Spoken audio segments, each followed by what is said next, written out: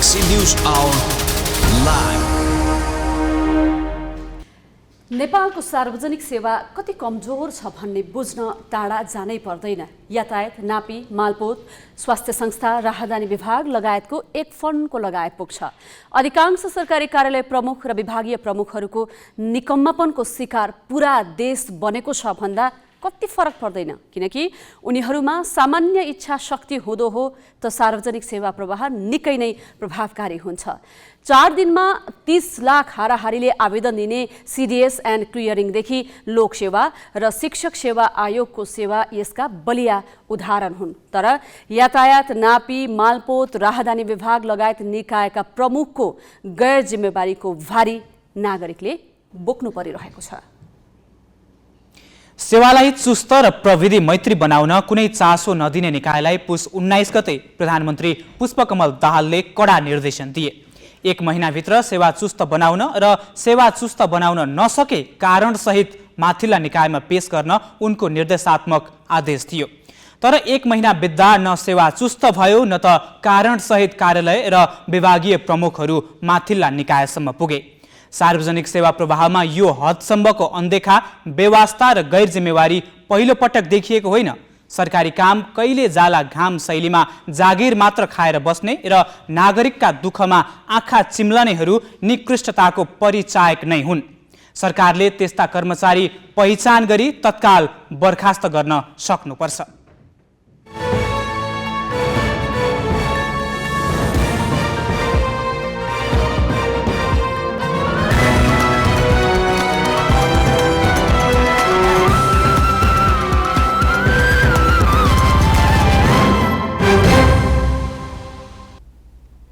नमस्कार, यो हो गैलेक्सी न्यूज आवर। अब हेडलाइन्स।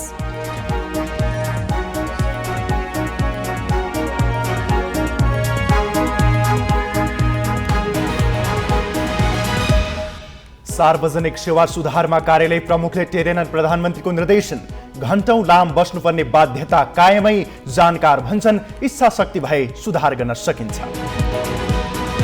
गणतन्त्र र धर्मनिरपेक्षतालाई लिएर संसदमा सत्तारूढ सांसद बीच चर्काचर्की। संविधान विपरीत बोल्ने मन्त्रीलाई बर्खास्त गर्न माग, जनमतको अपमान नगर्न राप्रपाको आग्रह। सरकार बनेको 40 दिन नबित्दै गठबन्धनमा एकपछि अर्को असन्तुष्टि। राष्ट्रपतिको निर्वाचन आगावै फाटुवा हुने संशय। सुदूरका मुख्यमन्त्री सङ्कटमा, लुम्बिनीमा सरकार विस्तार हुनै सकेन। पूर्वाधार निर्माणलाई उच्च प्राथमिकतामा राखेर भारतले ल्यायो आगामी वर्षको बजेट। विकास खर्चमा 50% वृद्धि, नेपाललाई दिने अनुदान भने घट्यो। र कियानको नयाँ वर्गीकरणमा पूर्व कप्तान मल्ल ग्रेड बी मा झरे। कप्तान पौडेल सहित 5 खेलाडी ए ग्रेडमा। महिलातर्फ 12 खेलाडी मात्रै करार सम्झौतामा समावेश।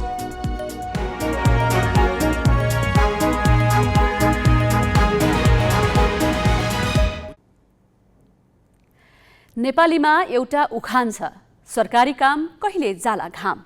अस्पतालदेखि राहदानी, मालपोत, नापी, कर, यातायात लगायत कार्यालयमा नागरिकले कुन हदसम्म शास्ति पाउँछन् भनेर साध्य छैन। सरकारी कार्यालयमा सेवा लिन नागरिकले घण्टौं लाइन लाग्नुपर्ने स्थिति अन्त्य गर्न प्रधानमन्त्री पुष्पकमल दाहालले जिम्मेवारी सम्हालेको एक सातामा पुस 19 गते सबै सचिवहरूलाई बोलाएर निर्देशन दिए। उनले सचिवहरूलाई 1 महिनाको समय दिए। त्यो 1 महिना आज पूरा भयो। प्रधानमन्त्रीको निर्देशन अनुसार सरकारी कार्यालयले नागरिकले शास्ति झेल्नु पर्ने स्थिति अन्त्य गरे त। ग्यालेक्सी संवाददाता शिखा श्रेष्ठ आज काठमाडौँका विभिन्न सरकारी कार्यालय पुगेकी छन्। तेस्रो पटक प्रधानमन्त्री बनेका माओवादी केन्द्रका अध्यक्ष पुष्पकमल दाहाल प्रचण्डले यो पालि त काम गरेरै देखाउने हो भनेर सबै सचिवहरूलाई एकै ठाउँमा भेला गराएर 30 बुँदे निर्देशन दिएका थिए। सो निर्देशनको बुँदा नम्बर 16 मा भनिएको थियो, यो निर्देशन दिएको 1 महिनाभित्र सरकारी कार्यालयहरूबाट हुने सेवा प्रवाहमा नागरिकलाई लाइन बस्न नपर्ने गरीको वातावरण सृजना गर्नु। र सो निर्देशन दिएको आज ठिक 1 महिना भएको छ। हेरौँ आज र आजभन्दा 1 महिना अगाडिसम्मको सेवा प्रवाह कस्तो थियो त्यो बुझ्नको लागि आज हामी विभिन्न सरकारी कार्यालयहरू जाँदैछौँ।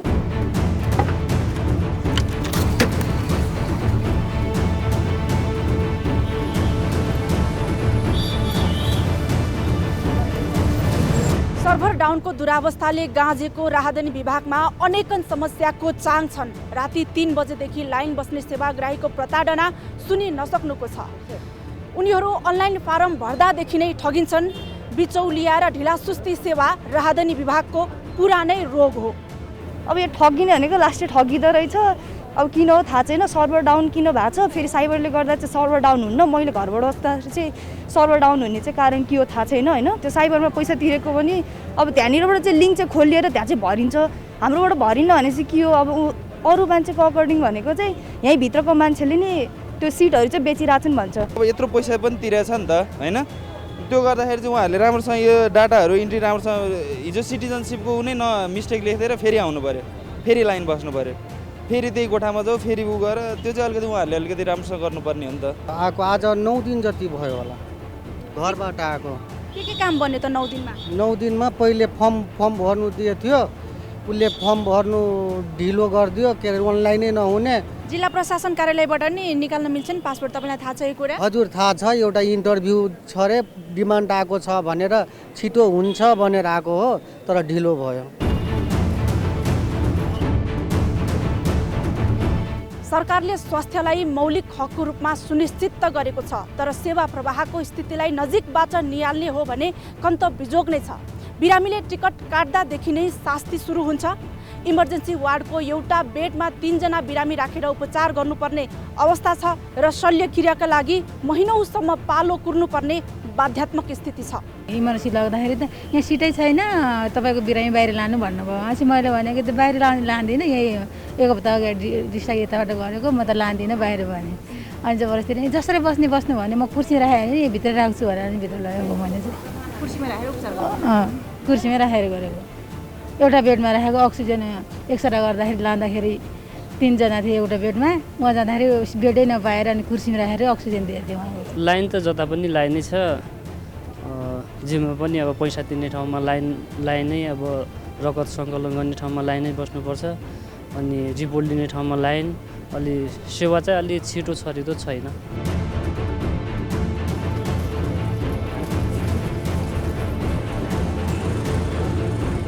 सेवाग्राहीको सबैभन्दा बढी भिड हुने सरकारी कार्यालयहरूमध्ये एक हो यातायात कार्यालय र यति बेलामा यातायात व्यवस्था कार्यालय एकान्त कुना आइपुगेकी छु। घुसखोरी र बिचौलियाको रजगज पहिचान बनाएको यस कार्यालयमा तुलनात्मक रूपमा पहिलेको तुलनामा अहिले बिचौलियाको रजगजमा कमी आए तापनि उनीहरूले पाउने शास्ति र ढिलासुस्तीमा भने 20को 19 हुन सकेको छैन। अब उनीहरूले चाहिँ मेन भवनमा त्यहाँ विभागमा जानु, त्यहाँबाट यता पठाइदिन्छ, अनि बल्ल यता आएर लिनु भन्छ क्या। यो त उनीहरूको काम हो नि त, हाम्रो काम त होइन नि त। हामीले यहाँबाट अप्लाई गरेपछि त हामीलाई त यहीँबाट दिनुपर्छ नि त उनीहरूले, होइन र? त्यो पनि हामीले तुरुन्तै गरेको पनि छैन। उनीहरूको माग अनुसारले 1 वर्ष भनेको छ, हामीले 1 वर्ष 2 महिना हुँदाखेरि पनि हामीलाई टाइममा नदिएपछि त हामी त त्यतिकै पनि हैरान। म जस्तै यहाँ कति छन्, कति धेरैजना छन्। 1 महिना र अहिलेको सेवामा के फरक पाउनु भएको छ यहाँले? त्यस्तो केही फरक छैन। यहाँ जहिले आए पनि यस्तै हो टाइम हो। यहाँ जुनै टाइममा आउँदा पनि यत्तिकै भिड हुने ठाउँ हो। डिफेन्डिङ छैन यहाँ कहिले पनि, सेम जहिले पनि यत्तिकै भिड हो। अब यहाँ आउँदाखेरि हजुरको जनताहरूले दुःखै हो, लाइन बस्नै पऱ्यो होइन। टोकन लिए पनि त्यही हो, नलिए पनि त्यही हो, ढिलै हो। विज्ञान र प्रविधिको अभूतपूर्व विकास भइसकेको आजको युगमा पनि डिजिटल नेपालको परिकल्पनामै सीमित छ। कसरी हुन्छ? गुणस्तरीय सेवा दिनु सरकारको दायित्व हो, तर वर्षौंदेखि जड बनेर बसेको कर्मचारीको शासन र कर्मचारी तन्त्रको दबदबा कतैबाट पनि छिपेको छैन। प्रधानमन्त्रीले निर्देशन दिँदा बखत भने झैँ आफ्ना निर्देशन अक्षरशः पालना नगर्ने त्यस्ता अधिकारीहरूलाई निर्ममतापूर्वक कारबाही गर्ने आँट गर्ला त? क्यामेरामा साधुराम लामिछानेका साथमा शिखा श्रेष्ठ, ग्यालेक्सी 4K, काठमाडौँ।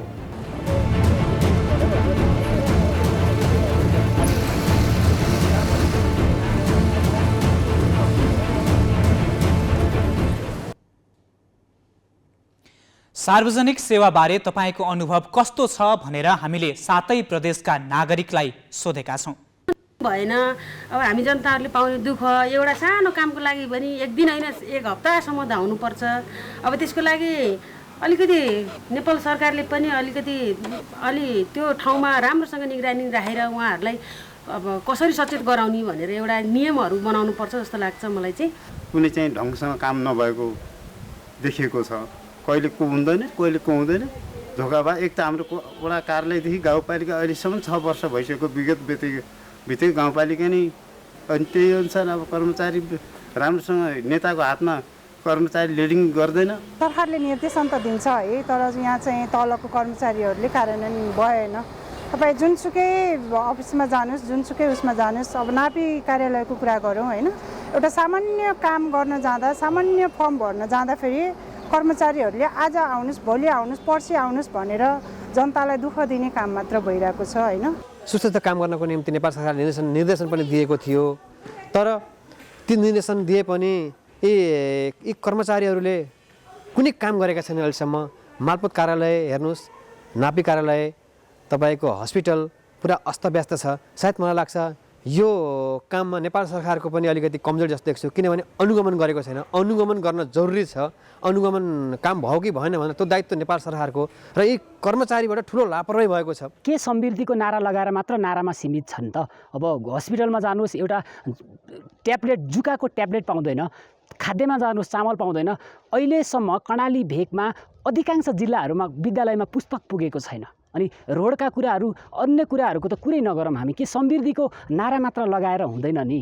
अब अहिले अगाडि के नआएको हो र प्रचण्डको सरकार? अहिले प्रचण्डको सरकार छ, जुन समृद्धि सुशासनको नारा लगाउनु भएको छ त्यो कर्णालीवासीहरूका लागि यथार्थमा छैन। यही हो कि अब यहाँ टाइम टर्नै लाग्छ, किनभने हाम्रो सरकारी अस्पताल हो। अब पहिला दिन आउँछु, पहिला दिन दर्ता गराउनु पर्छ, फेरि डक्टरसँग भेट गर्नुपर्छ, फेरि दोस्रो दिन आउनुपर्छ, त्यो दिन रिपोर्ट हुन्छ, फेरि तेस्रो दिन हुन्छ, फेरि अब रिपोर्ट डक्टरले हेराएर अनि औषधि लिएर जानुपर्छ, 3-4 दिन लागिहाल्छ। पहिले चाहिँ अलिकति ढिलै जस्तो हुने, अलिक म्यानेजमेन्टमा चाहिँ अलिकति त्यो नभएर होला।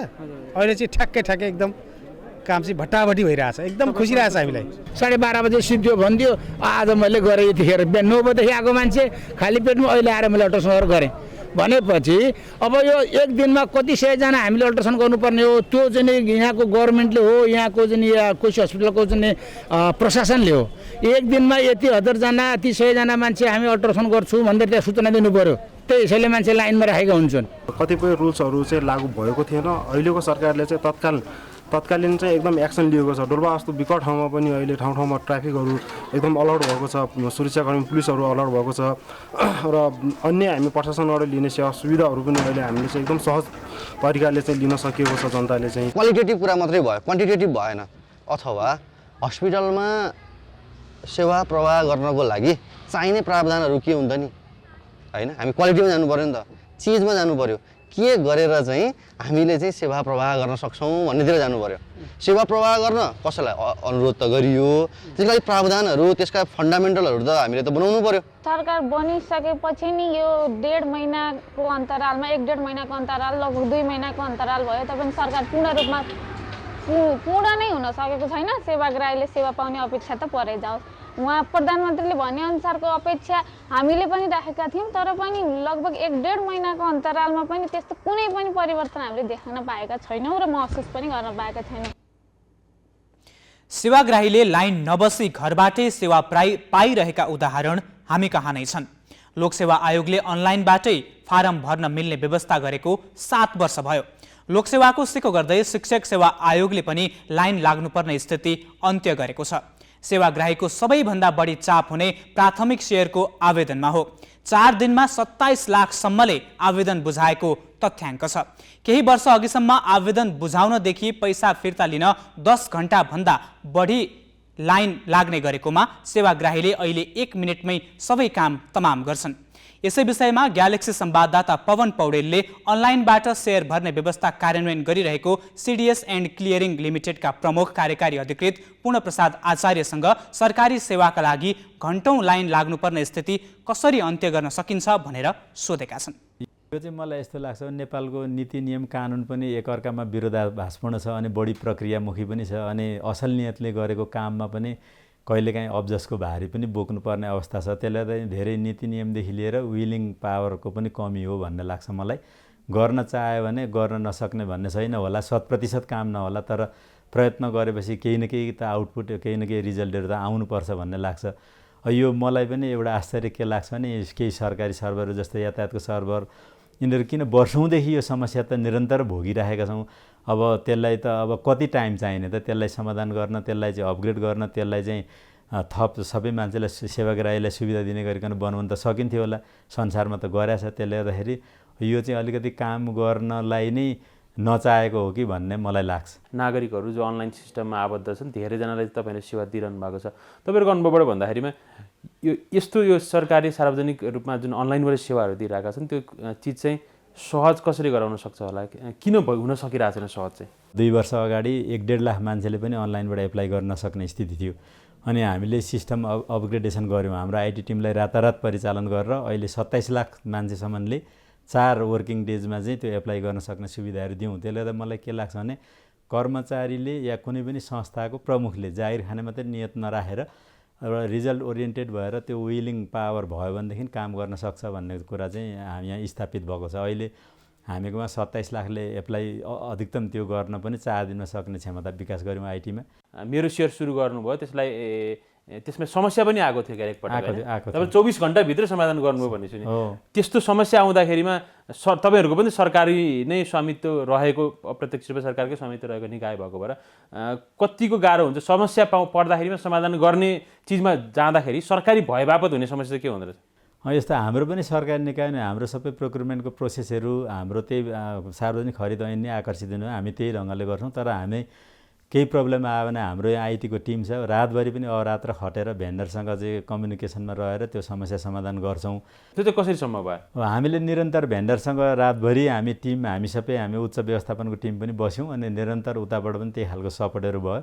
त्यो कारणले गर्दाखेरि हामीले सल्भ गऱ्यौँ। राजधानी विभागको पछिल्लो अस्तिको विज्ञप्ति हेर्ने भने सिस्टममा प्रेसर बढी भयो भन्ने कुरा हुन्छ। सिस्टममा प्रेसर भएको भएर सेवा ढिलो हुन्छ भन्ने कुरामा चाहिँ कतिको तपाईँहरूको अनुभवले चाहिँ के भन्छ? यो त अब सिस्टम चाहिँ त्यो आर्किटेक्ट गर्दैखेरि अब कति युजर हुन्छन्, कति मान्छे चाहिँ त्यसका चाहिँ ग्राहक हुन्छन् अथवा कति मान्छे सेवाग्राही हुन्छन् भन्ने कुरा प्लान गरेर गयो भने त्यो समस्या आउँदैन जस्तो लाग्छ मलाई। राजधानीमा चाहिँ कति धेरै समस्या भइसकेपछि बाहिरबाट पनि टोली आए, प्राविधिक टोली आए अनि अझै पनि त्यो फर्ममा आइसकेको देखिँदैन।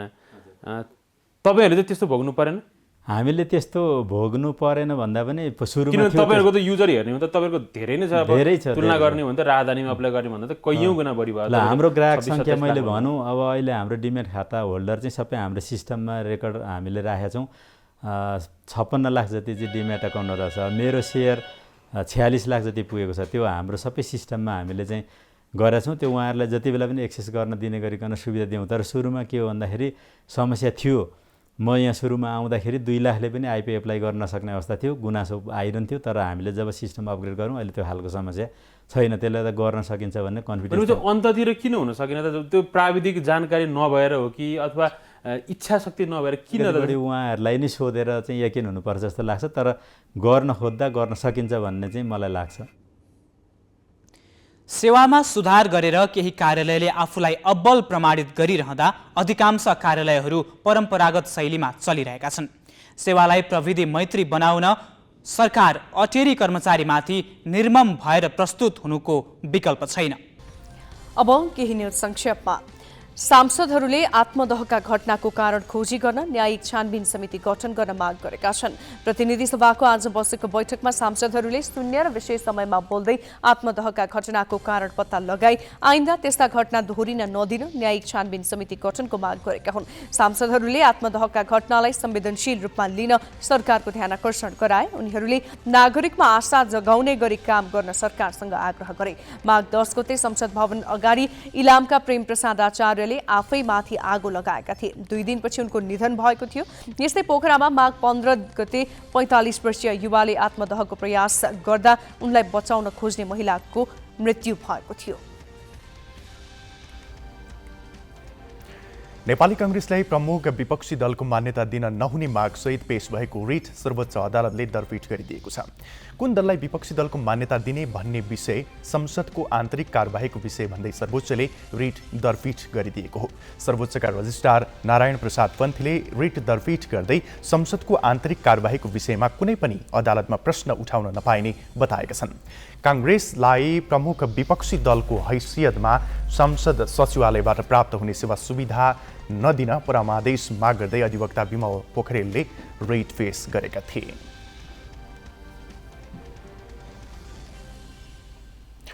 सरकार गठनको 40 दिन नबित्दै सत्ता गठबन्धनमा एकपछि अर्को विवाद देखिएको छ, जसका कारण सरकारको भविष्य नै के हुने भन्ने संशय उत्पन्न भएको छ। केन्द्रमा मात्र होइन, विवादको छाया प्रदेशमा पनि देखिएको छ। यो प्रसङ्ग विष्णु ढुङ्गानाबाट। 10 पुसमा काङ्ग्रेस गठबन्धन तोडेर नयाँ राजनीतिक समीकरण तयार गर्दा त्यसमा संलग्न दलहरू पुलकित थिए। 5 वर्ष गठबन्धन अघि बढ्ने मात्र होइन, पहिलो दल नै सत्ता बाहिर रहेकाले हैसियत अनुसारको भाग पाउनेमा साझेदारहरू ढुक्क थिए। तर सरकार गठन भएको 40 दिन नबित्दै एकपछि अर्को गरी असन्तुष्टि बढ्न थालेको छ। राष्ट्रपतिको निर्वाचन अगावै गठबन्धन दलमा फाटो आउने त होइन भन्ने संशय उत्पन्न भएको छ। राजनीतिक रूपमा एमाले माओवादी केन्द्र सहितको 7 दलीय गठबन्धन प्रतिशोधको उपज थियो, किनभने एमाले अध्यक्ष केपी ओली माओवादी केन्द्रका अध्यक्ष पुष्पकमल दाहालका कारण सत्ता छाड्नु परेको भन्दै क्षुब्ध थिए। ओलीले चुनाव अघि नै गठबन्धन भत्काउने कोसिस गरेका थिए। असफल भए पनि उनी उपयुक्त मौकाको पर्खाइमा थिए। पुस 10 मा उनले चाहे जस्तै भयो। काङ्ग्रेसले प्रधानमन्त्री दिन नमानेपछि रन्थनिएका दाहाललाई बालकोटमा स्वागत गरेर ओलीले नयाँ गठबन्धन बनाए। उनी काङ्ग्रेस नेतृत्वको गठबन्धन फुटाउन सफल भए। सबैभन्दा ठूलो दल काङ्ग्रेसलाई सरकारमा जानबाट रोके। तर पुस 26 पछि अवस्था बदलियो।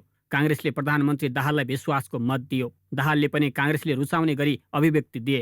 राष्ट्रिय सहमति आजको मुलुकको आवश्यकता हो र त्यसका केही व्यवहारिक आधार सम्भावनाहरू देखा परिराखेका सन्दर्भमा राष्ट्रिय सहमतिको लागि प्रयास गर्नुपर्छ भन्ने अहिले यही कुरा हो। एमालेलाई सभामुख र राष्ट्रपति दुवै पद दिन नसकिने र सहमतिका आधारमा राष्ट्रपति चयन गर्नुपर्ने भनाई पार्टीको स्थायी कमिटी बैठकमै दाहालले राखेपछि एमाले झस्किन पुग्यो।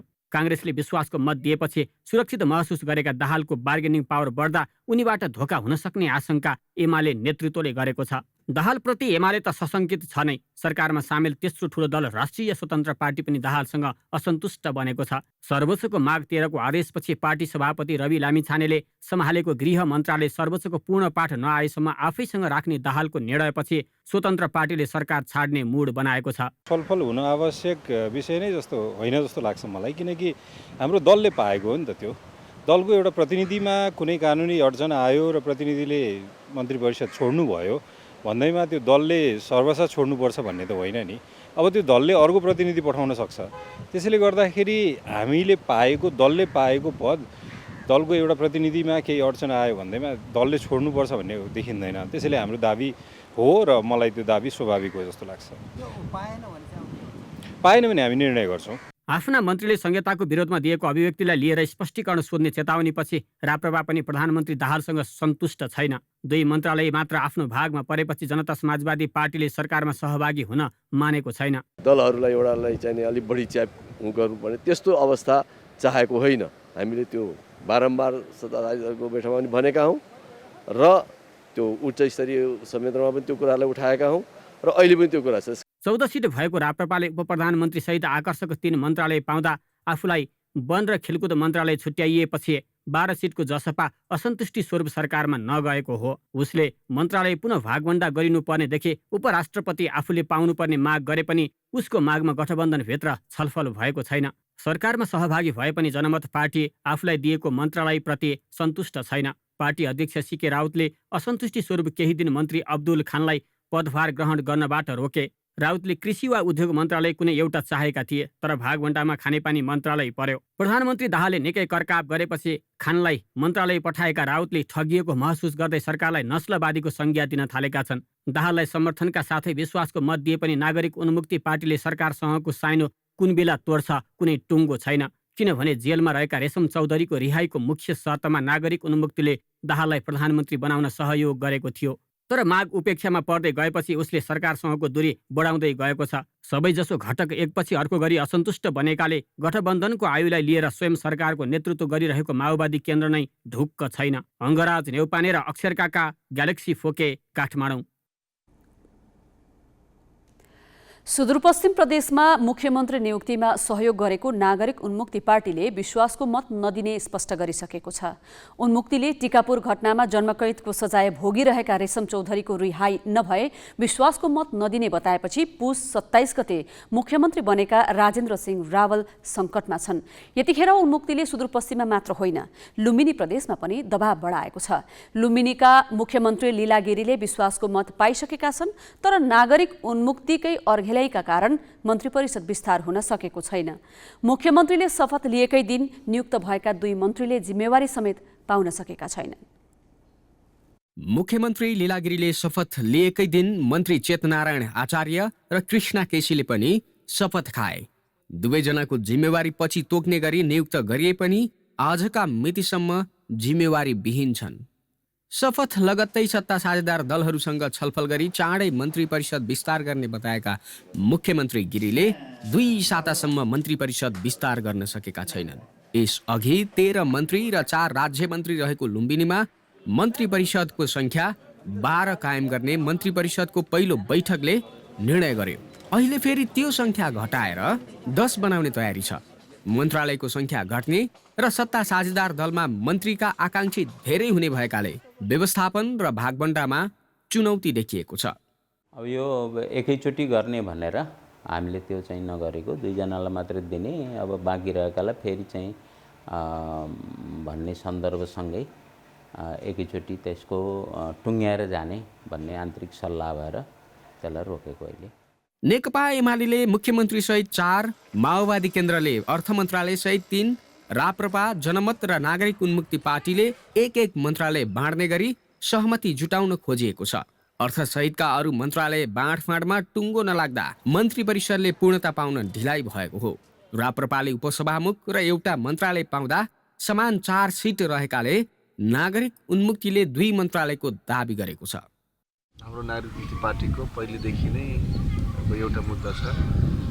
टिकापुर घटनामा जति पनि झुटा मुद्दा लागेका राजबन्दीहरू हुनुहुन्छ, रेशमला चौधरी लगायतको, उहाँहरूलाई रिहाई गरिसकेपछि रिहाई गर्न शर्तको साथ हामी समर्थन दिएको हो केन्द्र सरकारमा र प्रदेशमा पनि। त्यो मुद्दाको विषयमा अझै पनि औपचारिक रूपले कुनै पनि काम कारबाही सरकारको तर्फबाट अगाडि नबढेको कारणले गर्दाखेरि हामी अझै पनि सरकारमा गएको छैनौँ।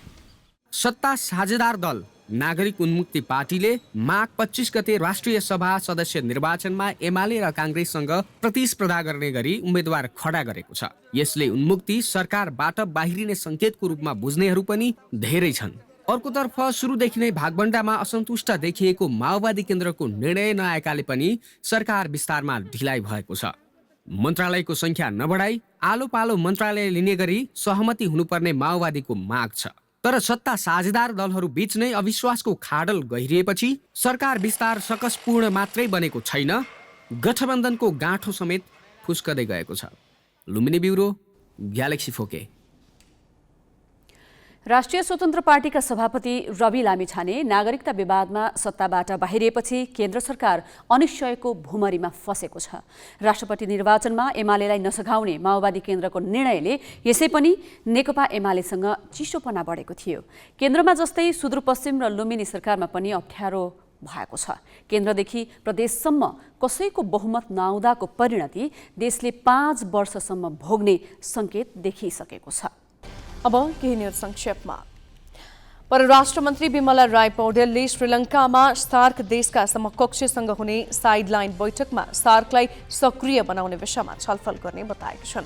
मन्त्री पौडेलले आज पत्रकार सम्मेलन गरी श्रीलङ्कामा उपस्थित हुने सार्क सदस्य राष्ट्रका परराष्ट्र मन्त्रीहरूसँग साइडलाइन बैठक गर्ने तयारी रहेको बताएका हुन्। श्रीलङ्काको 75औं स्वतन्त्रता दिवसमा आयोजना हुन लागेको कार्यक्रममा सहभागी हुन परराष्ट्र मन्त्री पौडेल भोलि कोलम्बो जाँदैछन्। नेपाल अहिले सार्कको अध्यक्ष राष्ट्र हो। इस्लामाबाद 2016 हुने भनिएको सार्क शिखर सम्मेलन भारत र पाकिस्तान बीचको विवादका कारण अहिलेसम्म हुन सकेको छैन। भारतले नेपाललाई दिने अनुदान घटाएको छ। भारत सरकारले नेपाललाई दिने अनुदान घटाएर आज आगामी आर्थिक वर्षको बजेट सार्वजनिक गरेको हो। नरेन्द्र मोदी नेतृत्वको सरकारको दोस्रो कार्यकालको अन्तिम पूर्ण बजेट आज अर्थमन्त्री निर्मला सीतारमणले संसदमा पेश गरिन्। बजेट भाषणका क्रममा उनले नेपाललाई आगामी आर्थिक वर्ष 5 अर्ब 50 करोड भारतीय रुपैयाँ अनुदान दिने बताइन्। यो रकम यो वर्षको भन्दा 2 अर्ब कम हो। भारतले श्रीलङ्का, म्यानमार, मङ्गोलिया, मरिसस र सेसेल्सलाई दिँदै आएको अनुदान समेत घटाएको छ। भुटान र मालदिप्सलाई दिने अनुदान रकम भने बढाइएको छ। बजेट मार्फत वार्षिक 7 लाख रुपैयाँसम्म आम्दानी गर्नेले आयकर तिर्न नपर्ने घोषणा गरिएको छ। नयाँ बजेट अनुसार वार्षिक 9 लाख रुपैयाँ आम्दानी गर्नेले 45,000 रुपैयाँ कर तिर्नुपर्नेछ। पुँजीगत बजेट 50% बढाएर 10.5 लाख करोड पुर्याइएको छ। 7% आर्थिक वृद्धिको लक्ष्य लिइएको छ। प्रतिनिधि सभाको आजको बैठकमा सत्तारूढ दलका केही सांसद बीच जुहारी नै चलेको छ। यस सम्बन्धी थप प्रसङ्ग साजना तामाङबाट। प्रतिनिधि सभाको आजको बैठक करिब 3 घण्टा चल्यो। अधिकांश सांसदहरूले बैठकको शून्य र विशेष समयमा आफ्ना क्षेत्रका र जनजीविकाका विषयमा धारणा राखे। धारणा राख्ने क्रममा सत्तारूढ दलका केही सांसद बीच जुहारी चल्यो। खास गरी संघीयता, गणतन्त्र र धर्मनिरपेक्षताको विषयलाई लिएर चलेको जुहारीमा राप्रपाका 2 मन्त्रीको राजीनामा माग भएको छ। सभामुख देवराज घिमिरेले शून्य समयपछि सांसदहरूलाई विशेष समय उपलब्ध गराए। विशेष समयको दोस्रो पालोमा बोले नेकपा एमालेका रघुजी पन्तले। उनले शहरी विकास मन्त्री विक्रम पाण्डे र कानुन मन्त्री ध्रुवबहादुर प्रधानलाई लक्षित गर्दै मन्त्रीहरूले संविधानको आधारभूत मूल्य मान्यता विरुद्ध बोल्न पाइँदैन भने। पाण्डे र प्रधानले संघीयता र धर्मनिरपेक्षताको विरोधमा दिएको अभिव्यक्तिलाई लिएर पन्तले आपत्ति जनाए। संविधान र कानुन अनुसार चल्छु भनेर शपथ लिनुभएको मन्त्रीज्यूहरूले प्रधानमन्त्रीज्यूसँग यसरी आफ्नो कुरा कन्ट्राडिक्ट गर्न मिल्दैन। म यो सरकारलाई मत हाल्ने एउटा सांसदको हैसियतले आग्रह गर्दछु, मन्त्रीज्यूहरू र प्रधानमन्त्रीज्यूहरूको यस्तो सार्वजनिक विवाद आएको राम्रो होइन। यस्तो महत्त्वपूर्ण विषयमा उहाँहरूको बारेमा केही छलफल जरुरी छ भने त्यो उहाँहरूले क्याबिनेटमा गर्ने हो अथवा छुट्टै मन्त्री प्रधानमन्त्री बसेर छलफल गर्ने हो। तर संविधानका आधारभूत संरचनाहरूको बारेमा प्रधानमन्त्रीज्यू र मन्त्रीज्यूहरूको धारणा बाजिने कुरा आफैमा मुलुकको लोकतन्त्रको लागि एउटा राम्रो लक्षण होइन। त्यसपछि बोल्ने पालो आयो माओवादी केन्द्रका शक्ति बस्नेतको। उनले पनि मन्त्रीहरूले संविधानको मूल्य मान्यता विपरीत जथाभावी बोल्न हुँदैन भने। राप्रपाका ज्ञानेन्द्र बहादुर शाहीलाई पन्त र बस्नेतको भनाई चित्त बुझेको रहेनछ। उनले नियामपत्ति जनाउँदै धर्मनिरपेक्षता र संघीयताबारे सङ्कलन गरेको जनमत संविधान जारी गर्नु अघि किन सार्वजनिक गरिएन भनी प्रश्न गरे। उहाँलाई नेपालको संविधान 2072 बनाउनभन्दा अगाडि जुन हिसाबले सांसदहरूको राय संलग्न गरिएको थियो, संघीयता चाहिन्छ कि चाहिँदैन, धर्मनिरपेक्षता चाहिन्छ कि चाहिँदैन, त्यो किन आज सार्वजनिक गरिएन? विशेष समयमा राप्रपाका महामन्त्री धवल शमशेर राणाले पनि बोले। उनले हिन्दू राष्ट्र र राज संस्थाको वकालत गर्न नछाड्ने भन्दै आफूहरूलाई नहेप्न भने। हामी नेपालमा फेरि सनातन धर्म हिन्दू राष्ट्र कायम गर्नको लागि आएको छौँ। हामी फेरि राजा सहितको प्रजातन्त्रलाई स्थापित गर्न आएको छौँ र त्यो कुरा संविधानले रोक्दैन। सभामुख महोदय, संविधानमा अपरिवर्तनीय यो बुँदाहरू होइनन्। हामीले बोल्न पाउनुपर्छ, हामी बोल्छौँ र त्यो हामी समयमा कार्यान्वयन गर्छौँ। त्यसको मतलब यो होइन कि हामी संविधानलाई मान्दैनौँ, व्यवस्थालाई मान्दैनौँ। नमान्ने भावे हामी जङ्गल जान्थ्यौँ, बन्दुक उठाउँथ्यौँ। यही व्यवस्था र यही संविधानभित्र बसेर यो संविधानलाई हामीले बोकेको मूल्य र मान्यताभित्र परिवर्तन गर्न राष्ट्र प्रजातन्त्र पार्टीलाई जनताले भोट दिएर हामी आएको छौँ र हामीलाई हेप्ने काम र हामीलाई होच्याउने काम यो सदनबाट आइन्दा फेरि नहोस्। राणा लगत्तै जनता समाजवादी पार्टीका सांसद राजकिशोर यादवको बोल्ने पालो आयो। उनले मन्त्रीहरूले संघीयता र गणतन्त्रको विरोधमा बोल्न नपाइने भन्दै त्यस्ता मन्त्रीलाई बर्खास्त गर्न प्रधानमन्त्रीको ध्यानकर्षण गराए। यस्ता संविधान नमान्ने मन्त्रीलाई बर्खास्त गर्नुपर्छ, होइन भने यो संहिता यो संविधानको मूल मर्म हो, आत्मा हो। संहिता कसैको कृपाले, यो गणतन्त्र कसैको आशीर्वादले र यो देशको समानुपातिक समावेशी कसैको दहेजमा आएको होइन। लाखौं लाख नेपाली जनताको बलिदानीबाट, सङ्घर्षबाट, आन्दोलनबाट स्थापित भएको विषय हो।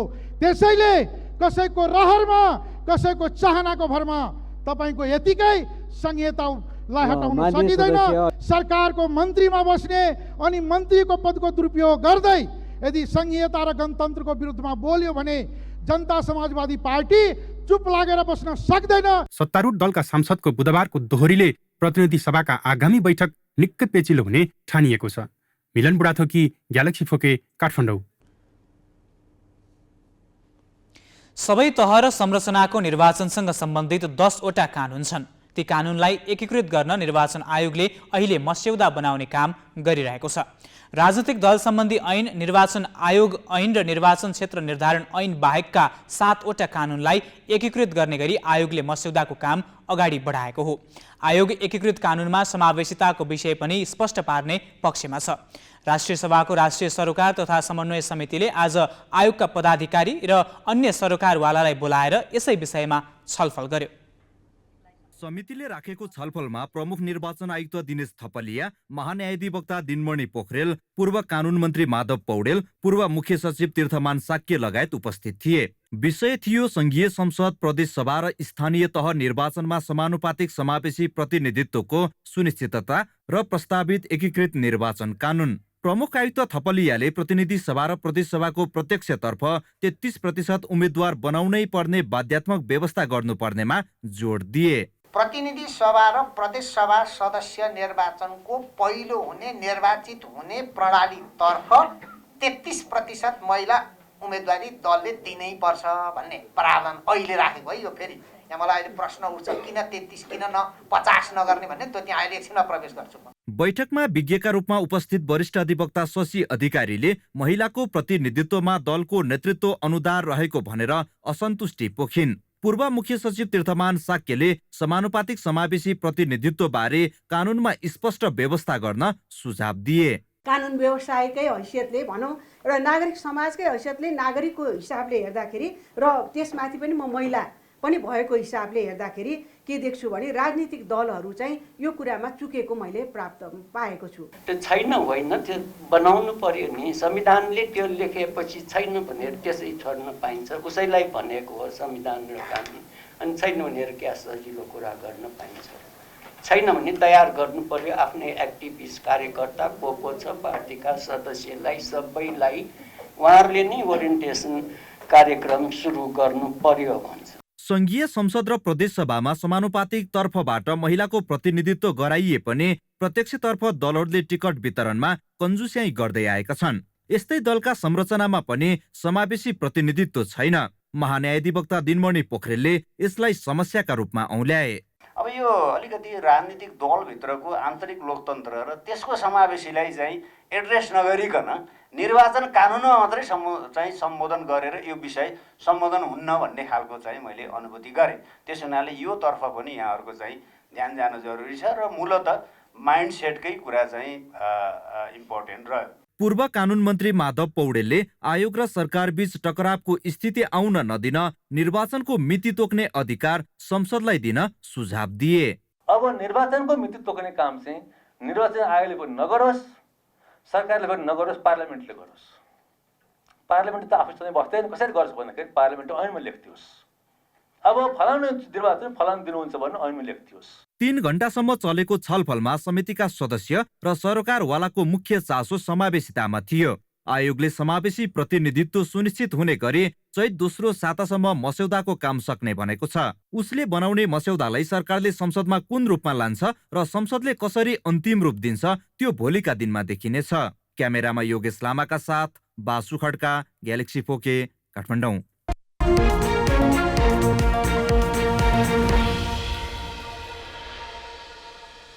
भारतीय प्रधानमन्त्री नरेन्द्र मोदीका निकटवर्ती भनेर चिनिने अर्बपति गौतम अदानी अहिले कर्पोरेट विश्वमा सबैभन्दा चर्चामा छन्।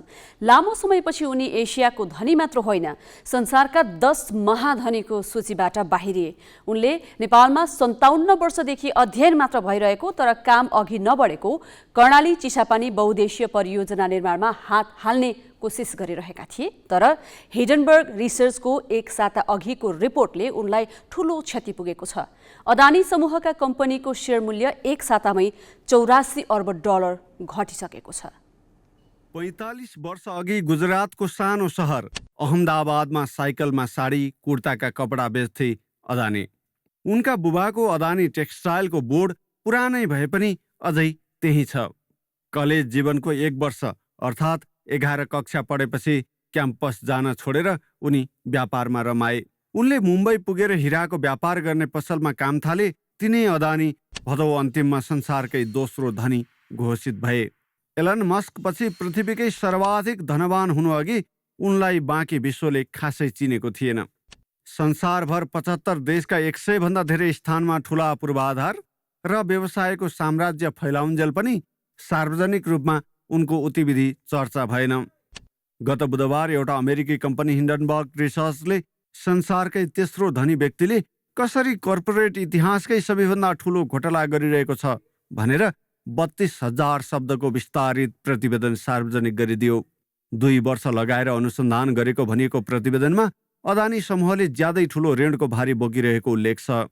अदानी समूहका कम्पनीमा शङ्कास्पद लगानी भित्रिरहेको, कतिपय उच्च अधिकारीहरू आपराधिक गतिविधिमा सामेल भएको र उक्त समूहका कम्पनीको सेयर मूल्य 80% अधिमूल्यन भइरहेको भनेर प्रतिवेदनमा 88 वटा प्रश्नहरू गरिएको छ। अदानी समूहले प्रतिवेदनलाई भारतमाथिको आक्रमण भन्दै 413 पेजको प्रतिवाद गरेर न्यायिक निरूपणमा जाने भनेको छ। यसको असर सेयर बजारमा भने आश्चर्यजनक ढङ्गले देखिएको छ। प्रतिवेदन सार्वजनिक भएको 1 सातामा अदानी समूहका कम्पनीले सेयर बजारमा 84 अर्ब अमेरिकी डलर भन्दा धेरै सम्पत्ति गुमाइसकेका छन्। उक्त समूहका कम्पनीमा लगानी गर्ने बैंक र LIC जस्ता बीमा कम्पनीको सेयर मूल्यमा पनि व्यापक गिरावट आएको छ। स्वयं अदानीकै सम्पत्ति पनि करिब आधा खर्ब डलर घटिसकेको छ। प्रतिवेदन सार्वजनिक हुनुअघि 1 खर्ब 21 अर्ब अमेरिकी डलर सम्पत्तिका मालिक रहेका अदानीसँग अब 75 अर्ब डलर मात्रै बाँकी रहेको फोर्ब्सले उल्लेख गरेको छ। लामो समयदेखि विश्वको तेस्रो धनी रहँदै आएका उनी अहिले फोर्ब्सको रियल टाइम बिलियनर्स सूचीमा 15औं स्थानमा झरिसकेका छन्। यो प्रतिवेदन त्यति बेला सार्वजनिक भयो जब अदानी इन्टरप्राइजेसले भारतमा अहिलेसम्मकै ठूलो अर्थात् 2 खर्ब भारूको FPO जारी गर्दै थियो। सोमबारसम्म जम्मा 3% मात्रै आवेदन परेकोमा मङ्गलबार ठूला कर्पोरेटहरूले सहयोग गरेपछि FPO सबै बिक्री भएको छ। यसलाई भारतीय कर्पोरेट क्षेत्रमा अदानीले युद्ध जितेको भनेर चर्चा भएको छ। यसले अदानीलाई भारतीय सेयर बजारमा आफ्नो गुमेको साख फर्काउन नयाँ मौका दिने अनुमान गरिएको छ। अदानीले नेपालमा पनि 10,800 मेगावाट क्षमताको जलविद्युत सहित कर्णाली चिसापानी बहुद्देशीय परियोजनाको निर्माणका लागि चासो देखाउँदै आएका थिए। नवीकरणीय ऊर्जामा व्यापक लगानी विस्तार गर्न योजना बनाएको उक्त समूहले लगानी बोर्ड र प्रधानमन्त्री कार्यालयसँग विभिन्न चरणमा छलफल गरे पनि यसमा अझसम्म ठोस प्रगति हुन सकेको छैन। भारतको सबैभन्दा ठूलो विमानस्थल सञ्चालक, भारतकै ठूलो बन्दरगाह व्यवस्थापक, सिमेन्टको ठूलो उत्पादक र पेट्रोलियम रिफाइनरीदेखि अनेक क्षेत्रमा लगानी गरिरहेको अदानी समूहमाथि ठगीको आरोप लगाउने अमेरिकी कम्पनी हिन्डनबर्गको स्वार्थलाई लिएर पनि कतिपयले शङ्का गरिरहेका छन्। सट्टेबाजी र सेयर बजारमा लगानी गर्ने यो कम्पनीले ठूलो कर्पोरेट कम्पनीहरूको सेयरमा लगानी गर्छ। लगानी रणनीतिका निम्ति यस्ता कम्पनीका बारेमा गहिरो अनुसन्धान गर्छ र सेयर मूल्य उचाइमा पुगेका बेला आफूले किनेको सेयर बेचेर कम्पनीको बदनाम गर्ने गरी प्रतिवेदन सार्वजनिक गर्छ। त्यसपछि सेयर सस्तिँदै जान्छ र पहिले बेचेकै सेयर त्योभन्दा ज्यादै सस्तो भावमा किन्छ। यसरी गरिने सट्टेबाजीलाई सर्ट सेल भनिन्छ। हिडनबर्ग त्यही सर्ट सेलर कम्पनी हो जसले उसको निहित स्वार्थका निम्ति यो प्रतिवेदन प्रकाशित गरेको भन्दै भारतमा विरोध पनि भइरहेको छ। तथापि अमेरिकामा हिन्डनबर्गलाई गम्भीरताका साथ नै लिइन्छ। जे होस्, 2 दिन अघिसम्म एसियाकै धनी रहेका अदानीले यो धक्काबाट पुरानै अवस्थामा फर्कन लामै प्रतीक्षा गर्नुपर्ने हुन सक्छ। Business bureau, galaxy फोके।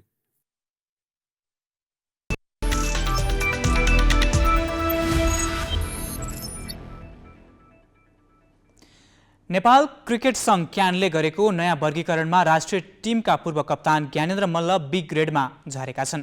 क्यानको बोर्ड बैठकले सन् 2023 को जनवरीदेखि जुनसम्मका लागि राष्ट्रिय पुरुष टिमका 18 खेलाडीलाई वर्गीकरण गरेर केन्द्रीय सम्झौतामा राखेको छ। ग्रेड एमा कप्तान रोहित पौडेल, सोमपाल कामी, करण केसी, दिपेन्द्र सिंह ऐरी र आसिफ शेख छन्। यस्तै बी ग्रेडमा पूर्व कप्तान ज्ञानेन्द्रका अलावा आरिफ शेख र कुशल भुर्तेल परेका छन्। कमल सिंह ऐरी, विनोद भण्डारी, गुलशन कुमार झा, अर्जुन साउद, अविनाश बोहरा, ललित नारायण राजवंशी, कुशल मल्ल, देव खनाल, सागर ढकाल र विवेक यादवलाई ग्रेड सीमा राखिएको छ। महिलातर्फ केन्द्रीय सम्झौतामा खेलाडी संख्या कटौती गरेर 12मा सीमित गरिएको छ। ग्रेड एमा कप्तान रुबिना छेत्री, सीता राणा मगर र इन्दु वर्मा मात्र परेका छन्। काजुल श्रेष्ठ, कविता कुँवर र अस्मिना कर्माचार्य ग्रेड बीमा तथा कविता जोशी, बिन्दु रावल, सङ्गीता राई, ममता चौधरी, ज्योति पाण्डे र अप्सरी बेगम ग्रेड सीमा छन्। क्यानले गुलसन झालाई 19 वर्ष मुनिको टोलीको कप्तान बनाएको छ। 6औं संस्करणको केएनपी राष्ट्रिय महिला भलिबल प्रतियोगिता शनिबारदेखि हुने भएको छ। आयोजक शेरबहादुर खड्का स्मृति प्रतिष्ठानले आज पत्रकार सम्मेलन गरी प्रतियोगिताबारे जानकारी गराएको हो। 4 दिन चल्ने प्रतियोगिता राष्ट्रिय खेलकुद परिषदको त्रिपुरेश्वर स्थित कवर्ड हलमा हुनेछ। प्रतियोगितामा 3 विभागसहित 6 टोलीले लिग कम नकआउटका आधारमा प्रतिस्पर्धा गर्नेछन्। प्रतियोगिताको विजेताले 3 लाख रुपैयाँ पाउनेछ।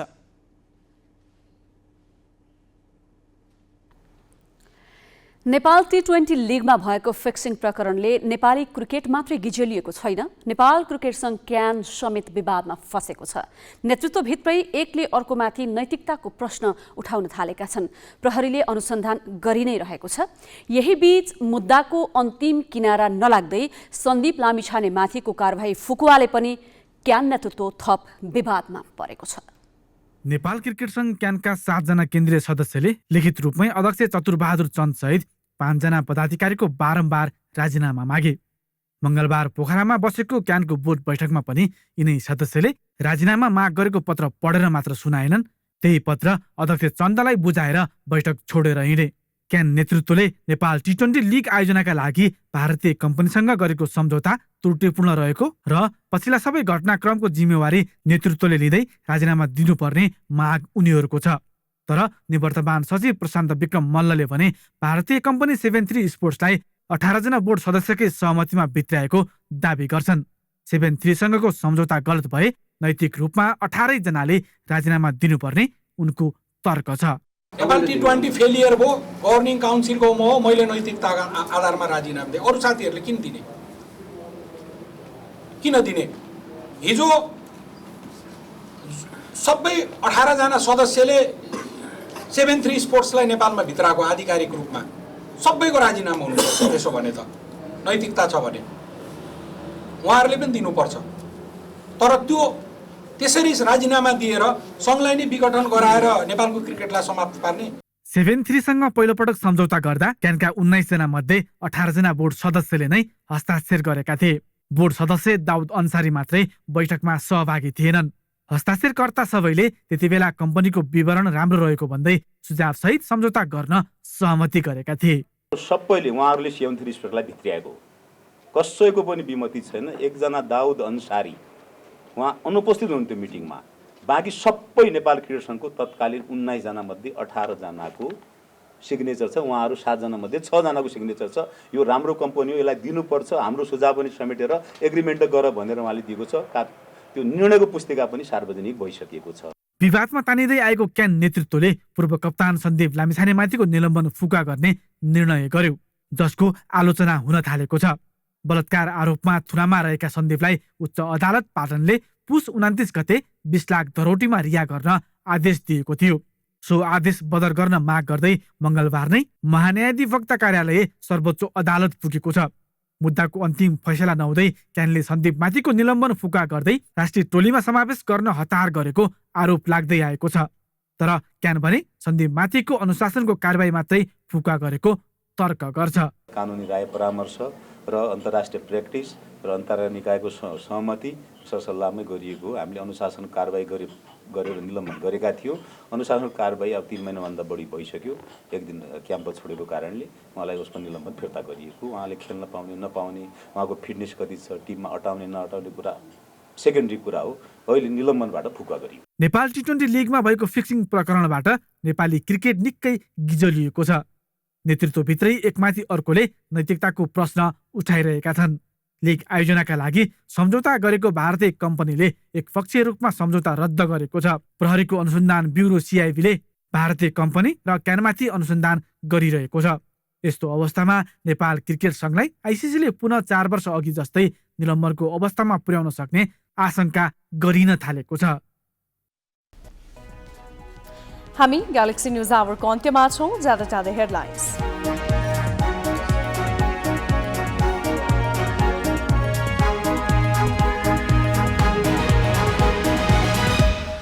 सार्वजनिक सेवा सुधारमा कार्यालय प्रमुखले टेरेनन् प्रधानमन्त्रीको निर्देशन।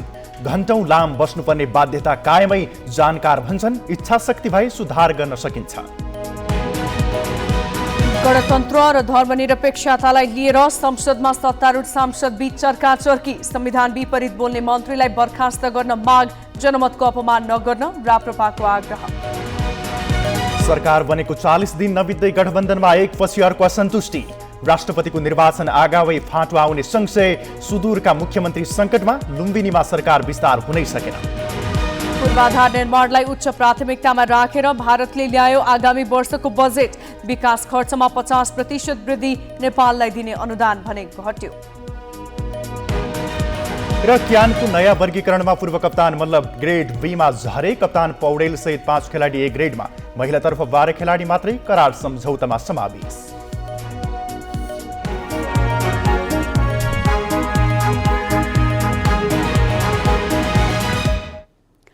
आजलाई ग्यालेक्सी न्युज आवर सकियो। नमस्ते।